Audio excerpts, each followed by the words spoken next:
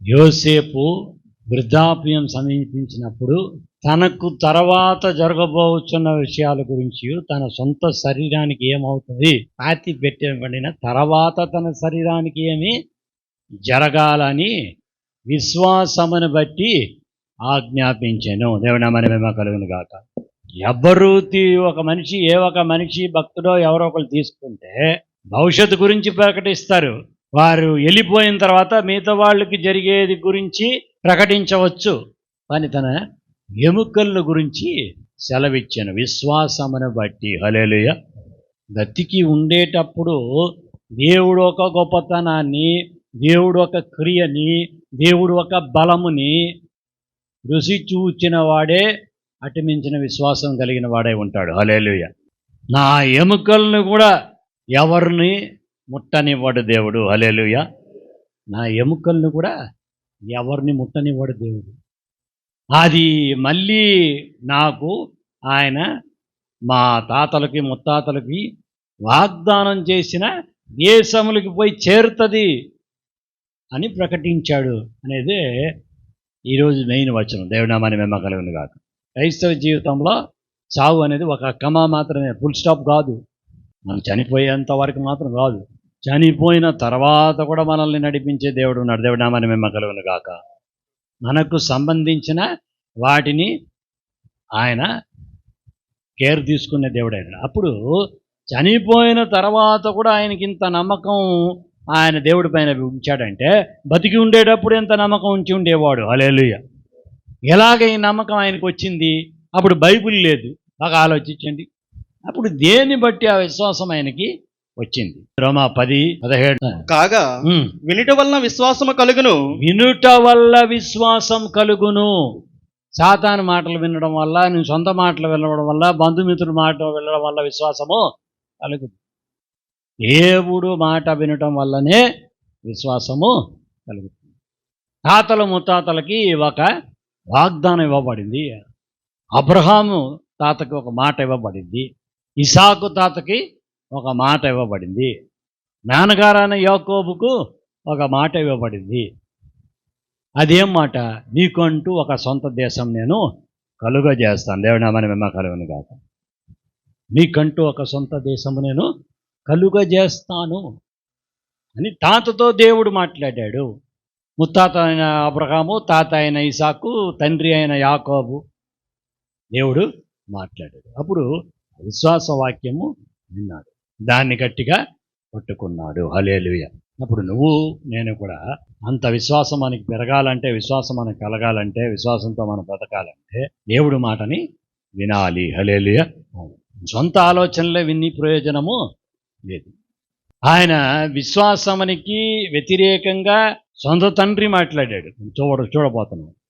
సహోదరులు విరోధిగా ఉన్నారు. యోసేపు ఐగుప్తుకి వెళ్ళినప్పుడు అక్కడ విరోధులైన వాళ్ళు ఉన్నారు. ఆ విశ్వాస వాక్యం గురించి వాళ్ళకి పట్టింపు లేదు. ఫరోకి ఈయన ఎవడో అని తెలియదు, కానీ నేను మాత్రం ఆయన మాటని నమ్ముకుంటూ వచ్చాను. దేవుని నామమున మహిమ కలుగును గాక. ఆదికాండం 37వ అధ్యాయం తీసి రెడీగా పెట్టుకోండి. యాకోబు తన తండ్రి పరదేశవాసిగా ఉండిన కానాను దేశంలో నివసించెను. పరదేశవాసిగా తన తండ్రి ఉండిన కానాను. పరదేశవాసిని ఎందుకు చెప్తున్నాడు? ఇది వాళ్ళు సొంత దేశం లేదు అని వాళ్ళకి తెలుసు. 5వ వచనంలో ఉంది. యోసేపు ఒక కలకని తన సహోదరులందరితో అది తెలియచెప్పగా వారు అతని మీద మరి పగబట్టిరి. అతడు వారిని చూచి, నేను కనిన ఈ కలను మీరు దయచేసి వినుడి. అదేమనగా, చూడండి, ఇంతవరకు అతనికి దేవుడి గురించిన ఉండిన నమ్మకం ఒకటి. మనం ఇప్పుడు పరదేశిగా ఉన్నాము. దేవుడు ఒకానొక రోజు ఒక దేశం మనకి అనుగ్రహించబడబోతున్నాడు. అది కుటుంబం మొత్తానికి ఉండిన నమ్మకం. మన జీవితాలు ఇది ఎలాగ పోల్చుకుంటున్నాం ఏంటంటే, మనందరికీ పొదువైన నమ్మకం ఒకటి ఉంది. హల్లెలూయా. మనందరికీ చెందిన పొదువైన నమ్మకం, యేసుక్రీస్తు దేవుడు కుమారుడు. హల్లెలూయా. ఆయన నన్ను రక్షించాడు. ఒకానొక రోజు ఆయన నన్ను పరలోకంలో చేర్చుకుంటాడు. దేవుడి నామమున మహిమ కలుగును గాక. అప్పుడు మన నమ్మకానికి బేసేమి? విశ్వాస పితరుల దగ్గర ఇవ్వబడిన వాక్యం. అది అందరికీ చెందింది. నేను మీకోసం ఒక స్థలము ఏర్పాటు చేయడానికి వెళ్ళుచున్నాను. మీరు ఈ భూలోకంలో పరదేశులై ఉన్నారు. ఆధ్యాత్మిక ప్రదేశము ఇది కాదు, దేవుడు సృష్టించింది అయినా ఇది తాత్కాలికము అని చెప్పి యేసుక్రీస్తు వారు వెళ్ళారు. అదేలాగనే మీ అందరికీ కనాను దేశం అనే ఒక అంత మాత్రమే తెలుసు. అది 1. రెండో పాయింట్ ఏంటంటే నీకు అంటూ దేవుడు కొన్ని విషయాలు మాట్లాడతాడు. దేవుడు నామాన్ని మేము కలుగును కాదు. అందరి గురించి దేవుడు మాట్లాడిన మాటలు అందరికి చెందింది ఒకటి ఉంది, వాళ్ళందరికీ చెందింది. అది యాకోబుకు చెందింది, ఇసాకుకు చెందింది, అబ్రహాముకు చెందింది, తర్వాత ఇస్మాయేల్ ఆ కుటుంబానికి మాట్లాడాడు, ఈసాకు మాట్లాడాడు. అందరికీ వ్యక్తిగతంగా ఒక్కొక్కటిగా మాట్లాడుకొని వచ్చినందువల్ల వీళ్ళు కుటుంబానికి కూడా ఒకటి ఉంది. అది మాత్రమే నమ్ముకొని వచ్చాడు. దేవుడు మనల్ని శిక్షించిన దేవుడు, 6 రోజుల్లో భూమి ఆకాశాన్ని సృష్టించిన వాడు, ఆదాము అవ్వలు సృష్టించిన వాడుని వినే ఉంటారు. వాళ్ళు పోయినను ఒక లెవెల్కి కొంతవరకే ఆ దేవుడి గురించి వాళ్ళకి తెలుసు, అంతే. అది పొదువుగా మన అందరికి తెలిసినట్టుగా ఒక మాట. ఇప్పుడు అందరికీ చెందిన విశ్వాసం ఒకటి ఉండాలి, అది నీకు ఉండాలి, నాకు ఉండాలి. ఇప్పుడు నీకు మాత్రం చెందిన కొన్ని విషయాలు ఉన్నాయి. దేవుడు నామని మేము కాదు. ఈ రెండు భాగాలు కూడా మనం చూడాలి. ఆ పెద్ద విషయము, విశ్వాస విషయం మనం మర్చిపోకూడదు. పరలోక దేశం అనే విషయము మర్చిపోనేకూడదు. అదే శాశ్వతమైన దేశము, అదే దేవుడు మనకి అనుగ్రహించిన. కానీ ఇక్కడ భూమిలో మనం ఉండినప్పుడు కొన్ని విషయాలు మన కోసం పలకబడతాయి. వాటిని కూడా మనము ఆ ఒక వాగ్దానం లాగానే సమంగా నమ్మవాలి. హల్లెలూయా. ఎక్కడేం చెప్తున్నాడు ఈ కళలో, అది ఆయన 7వ వచనం. అదేమనగా మనము చేనిలో పనులు కట్టుచుంటిమి, నా పన లేచి నిల్చుండగా మీ పనులు నా పనను చుట్టుకొని నా పనకు సాష్టాంగపడమని చెప్పాను. పొలంలో పని చేస్తూ ఉన్నాము, పొలంలో పని చేస్తూ ఉండేటప్పుడు నా ఒక పన నిలిచాను, మీ పనులంతా నన్ను వంగి నమస్కారం చేసిన. మీ అందరికంటే ఒక గొప్ప స్థానం దేవుడు నాకు కలుగజేస్తాడు అని చెప్తున్నాడు. అది వాళ్ళు అహంకారంగా చూశారు. కాబట్టి దేవుడు మనతో మాట్లాడే మాటల గురించి మీతో వాళ్ళు ఏమనుకుంటున్నారు అనేది ముఖ్యము కాదు. హల్లెలూయా. నువ్వు దాన్ని నమ్ముతున్నావా లేదా అనేదే ముఖ్యం. చూడండి, దేవుడు నీతో మాట్లాడితే మీతో వాళ్ళు దాని గురించి ఏమనుకుంటున్నారు అనేది మాత్రం కాదు. వాళ్ళు వ్యతిరేకంగా అనుకున్నా కూడా నువ్వు నమ్మడం ఆపకూడదు. నీతో కూడా దేవుడు ఉన్నాడనే విషయము నీ భర్త నమ్మినా నమ్మకపోయినా, భార్య నమ్మినా నమ్మకపోయినా, అన్నదమ్ముళ్ళు నమ్మినా నమ్మకపోయినా, అప్పచెల్లుళ్ళు నమ్మినా నమ్మకపోయినా దాని గురించి నువ్వు భయపడాల్సిన అవసరము లేదు. ఇప్పుడు నెక్స్ట్ వర్స్ట్ థింగ్ దీంట్లో ఏంటంటే 9వ వచనం చదవండి. అతడు ఇంకో కల దేవుడు మళ్ళీ తన మాటని రుజువుపరుస్తూ ఉంటాడు. హల్లెలూయా. తన సహోదరులకు తెలియజేసి, ఇదిగో నేను మరి ఒక కలగంటిని, అందులో సూర్యచంద్రులను 11 నక్షత్రములను నాకు సాష్టాంగపడినని చెప్పాను. ఇప్పుడు వీళ్ళ నాయన ఉన్నాడు. విశ్వాసం ఈయనకి నేర్పించింది ఆయనే, దేవుడి గురించి ఈయనకి బోధించింది ఆయనే. ఆయన మూలంగానే దేవుడి గురించి ఈయన తెలుసుకున్నాడు. అప్పుడు ఆయన వచ్చి కోపడుతున్నాడు. 10వ వచనం. అతడు తన తండ్రితోనూ తన సహోదరులతోనూ అది తెలియజెప్పినప్పుడు అతని తండ్రి అతనితో నువ్వు కని కళ ఏమిటి, నేను నీ తల్లియు నీ సహోదరులు నిత్యముగా వచ్చి నీకు సాష్టాంగ పడుదుమా అని అతను గద్దించెను. 11వ వచనం. అతని సహోదరులు అతని యందు అసూయపడిరి. అయితే అతని తండ్రి ఆ మాట జ్ఞాపకం ఉంచుకొనెను. ఈ సమయంలో ఏమైంది?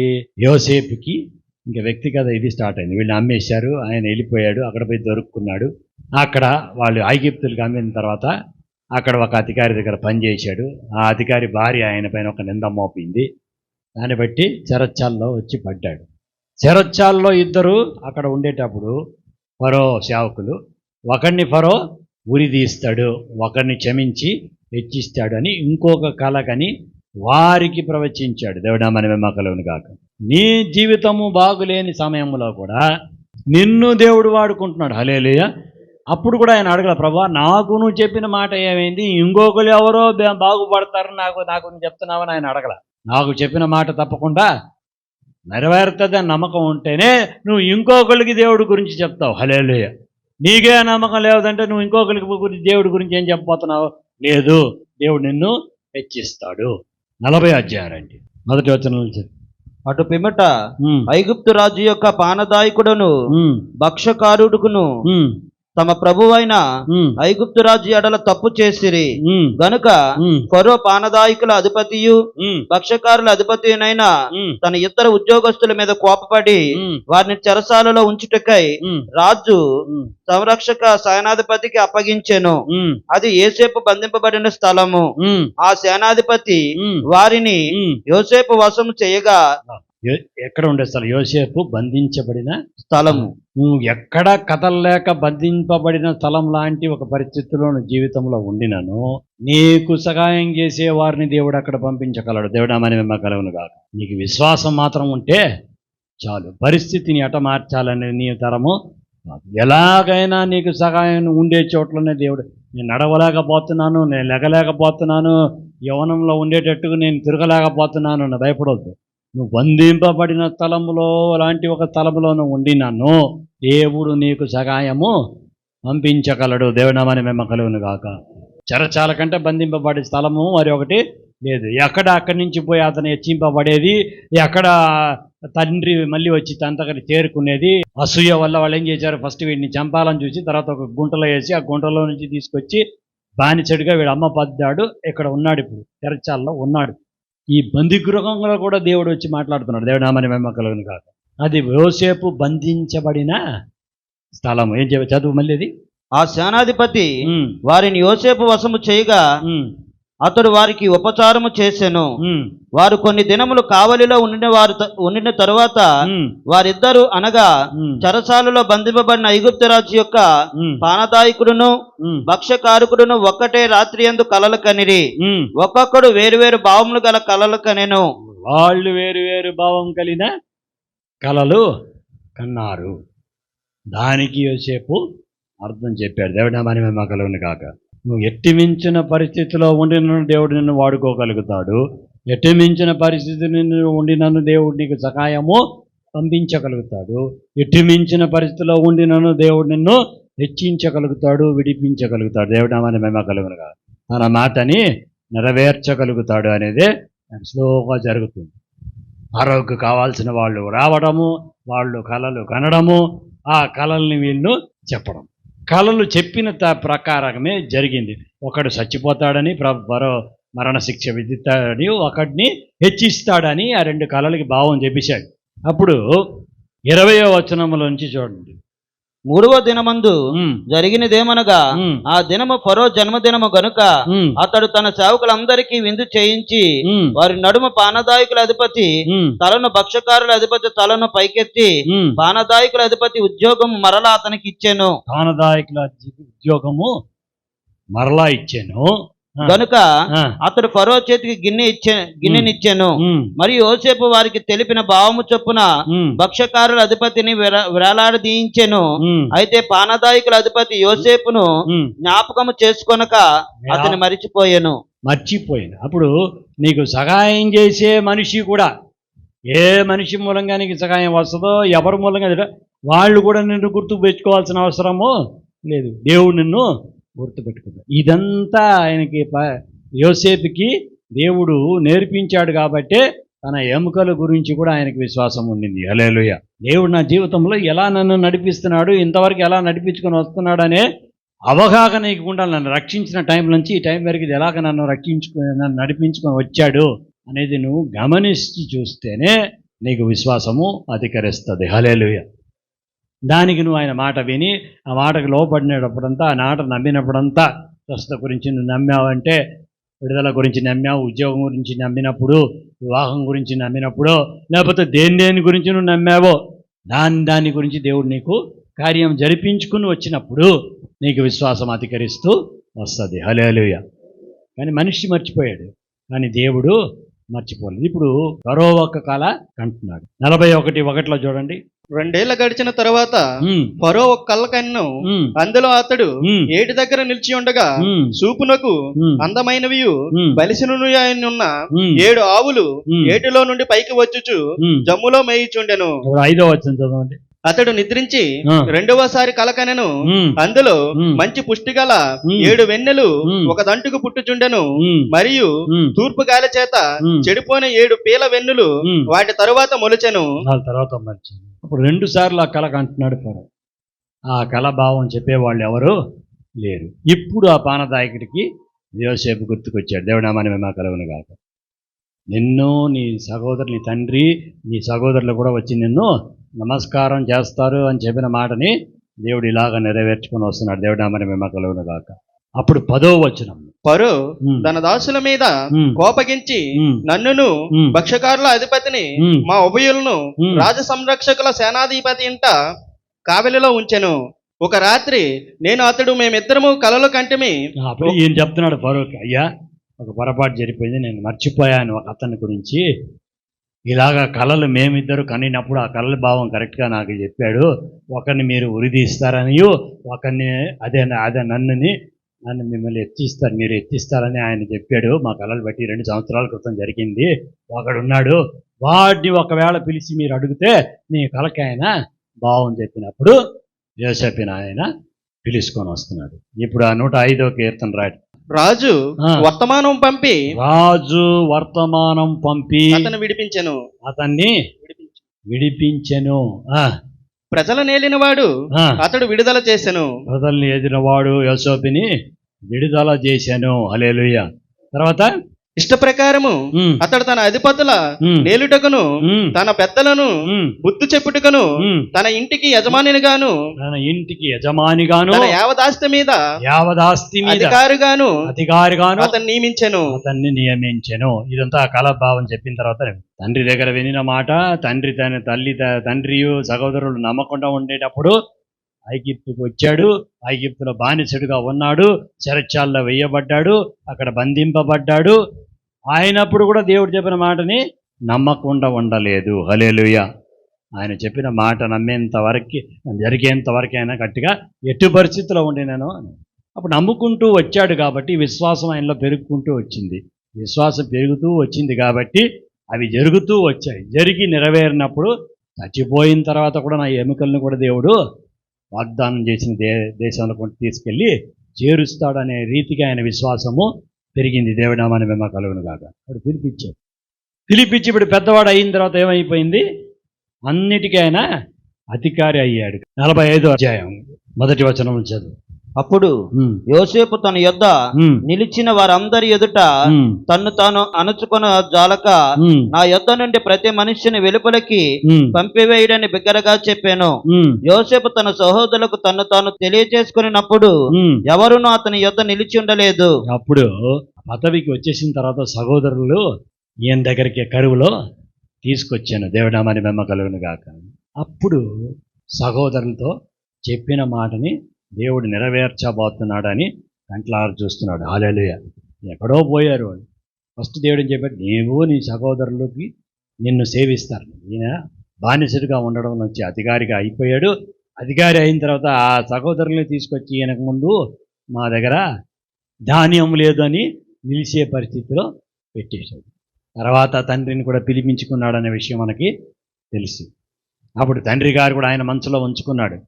ఫస్ట్ సందేహించి గద్దించిన తండ్రి గారు కూడా ఏం చెప్పాడు, నేను నిన్ను చూస్తాను అనుకోలేదు, కానీ నీ పిల్లలు కూడా చూసేటట్టుగా దేవుడు చేశాడని యోసేపు కూడా పలకటం ఆ వాక్య భాగంలో ఉంది. అప్పుడు ఫుల్గా మనిషి యొక్క జీవితం చూస్తే దేవుడు చెప్పిన మాట కంప్లీట్గా నెరవేరింది. పొదువుగా అందరికి చెప్పిన మాట ఐగుప్తు దేశంలో తీసుకొచ్చి దాని తర్వాత మోసెస్ని పెట్టి దాన్ని నెరవేర్చాడు. కానీ వీళ్ళకి ఇప్పుడు జరిగిన వీళ్ళు కుటుంబం స్టార్టింగ్లో జరిగిన మాట యోసేపుకి చెప్పిన మాట దేవుడు తప్పకుండా నెరవేర్చాడు. అప్పుడు దేవుడు మాటను నువ్వు వినాలి. వినకపోతే నీకు విశ్వాసము రాదు. వేరే ఎవరు నీకోసం విశ్వసించడానికి అవ్వదు. నువ్వు విని నువ్వు విశ్వసించాలి. నీకోసం ఇంకొకరు విశ్వసించడానికి అవ్వదు. నీకు శ్రద్ధ ఉండాలి. దేవుడు నాతో మాట్లాడుతున్నాడు, దేవుడు నాకు చెప్పిన మాట ప్రకారం జరుగుతుంది. నా జీవితంలో ఎలా దేవుడు క్రియ చేస్తాడు, నన్ను ఎలా నడిపించుకొని వచ్చాడు, ఇప్పుడు ఎలా నడిపిస్తున్నాడు, ఎలా నడిపించబోతాడు, ఇప్పుడులో నుంచి ఈ జీవితాన్ని దేవుడు ఎలా నడిపించబోతున్నాడు అనేది నువ్వు ఆయన మాటని వినడం మూలంగాను దాన్ని నమ్మడం మూలంగాను మాత్రమే అది జరుగుతుంది. హల్లెలూయా. వేరే షార్ట్ కట్ రూట్ ఏమి దేవుడు నేను ప్రార్థన చేసేసే జరుగుతుంది అంటే దానికి కూడా నీకు నమ్మకం కావాలగా. నేను ఏదో 3 రోజులు ఉపవాసం ఉండిపోతే జరిగిపోద్ది అని కాదు. ఆ ఉపవాసం ఉండడం కూడా అది ఆయన మాటే. ఆయన మాట నువ్వు ఉపవాసం ఉంటే వింటాను అని చెప్పిన మాట కాబట్టి నీకు చేస్తున్నాడు. నువ్వు ఉపవాసం ఉండడం వల్ల ఆయన చేయట్లే. ఆయన మాట ప్రకారం ఉపవాసం ఉండాలి, ఆయన మాట ప్రకారం ప్రార్థన చేయాలి. అది కూడా కాబట్టి అప్పుడు విశ్వాసం వలన యోసేపు తన ఎముకల గురించి ప్రకటించాడు. అంటే ఉండే జీవితంలో దేవుడి మాటని విన్నాడు, విన్న మాటని ఆయన నమ్మాడు. హల్లెలూయా. అప్పుడు వినడానికి మనం సిద్ధంగా ఉండాలా, విన్న మాటని నమ్మడానికి మనం సిద్ధంగా ఉండాలి. అప్పుడు ఆ విశ్వాసం మనకి ఎట కలుగుతుంది, ఆ మాట మనం వినాలి. ఆ వినిన మాటని మన హృదయంలో మనము ఉంచుకోవాలి. యాకోబుకి ఒక వీళ్ళకందరికీ ఒక అవమానం లాగా జరిగింది, కానీ యాకోబుకి ఆ అవమానం జరగలే. ఎందుకు జరగలే అంటే కనీసం ఆయన ఆ మాటని హృదయంలో ఉంచుకున్నాడు. మరియమ్మకి ఆ మాట దూత వచ్చి చెప్పినాడు, ఆ మాటని హృదయంలో ఆయన ఉంచుకుంది. అన్న దేవుడి మాటని హృదయంలో ఉంచుకుంది. సారా దేవుడి మాటని హృదయంలో ఉంచుకుంది. ఏలీ చెప్పాడు అన్నాకి, నువ్వు ఎందుకు ఇలా చేస్తున్నావు అంటే నాకు ఇది లేదు, దేవుడు నీ మాటని నీ ప్రార్థన సఫలపరచను కాగా మాటని ఉంచుకుంది. అప్పుడు ఎవరెవరైతే దేవుడి మాటను విని దాని హృదయంలో ఉంచుకున్నారో తప్పకుండా వాళ్ళకి అది నెరవేరింది. దేవుడి నామాన్ని మహిమ కలుగును కాక. అప్పుడు దేవుడి మాటను వినాలా అని రావాలి, విన్న మాటను హృదయంలో ఉంచుకోవాలి. ఎటు మించిన పరిస్థితిలో కూడా దాన్ని నువ్వు సందేహించకూడదు. అప్పుడు తప్పకుండా దేవుడు చెప్పిన మాటలు నెరవేరదు. ఎంత కఠినమైన పరిస్థితి, దానికి యోసేపు జీవితము, ఆయన విశ్వాసము ఒక ఉదాహరణము. దేవుడి నామాన్ని మహిమ కలుగును గాక. ఈ వాక్యాన్ని దేవుడు జీవించును గాక.